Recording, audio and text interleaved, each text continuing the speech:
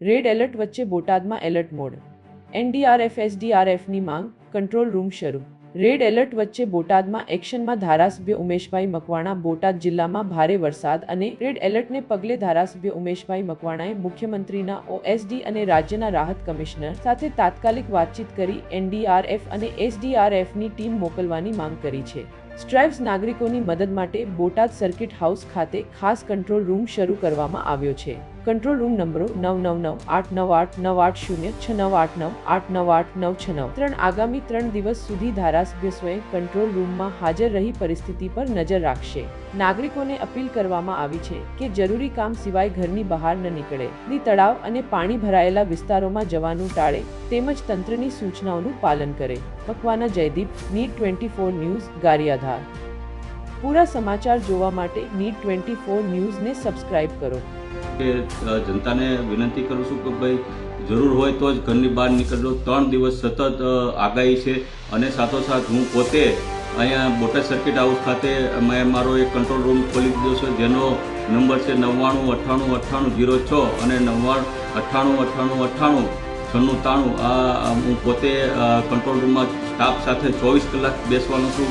સંકલનમાં કલેક્ટરશ્રી, ડીડીઓશ્રી, મામલતદારની ટીમ સાથે સતત સંકલનમાં રહી અને રાજ્ય સરકાર પાસે પણ એક એસડીઆર જી બોટાદ ધારાસભ્ય બોલું છું. ઉમેશ મકવાણા સર, કેમ છો? જી સર, બસ એક હેલ્પ જોતી હતી સાહેબ. અત્યારે કલેક્ટરશ્રી યારે મેં ચર્ચા થોડી કરી છે, તો મારો બોટાદ જિલ્લો રેડ ઝોનમાં આવી ગયો છે. તો આપની મદદ એ જોતી કે મને ખાલી એસડીઆરએફ અથવા એનડીઆરએફની ટીમ આપો ને, તો એક સ્ટેન્ડ બાય થઈ જાય ને. તો ઓલી વખતે અમારે 2-3 સ્વામીઓ તણાઈ ગયા હતા અને વચ્ચે 4-5 છોકરાઓ તણાઈ ગયા હતા. તો એ વખતે અમે પહોંચવામાં બહુ મોડું થઈ ગયું સાહેબ. એક મને ખાલી ટીમ સ્ટેન્ડ બાય આપો ને, ખાલી 2-3 દિવસ પૂરતું સાહેબ. હો સાહેબ, હા હા, આભાર સાહેબ. એક કરી આપો મને. હો જી સર. હા સર, ગુડ મોર્નિંગ સર.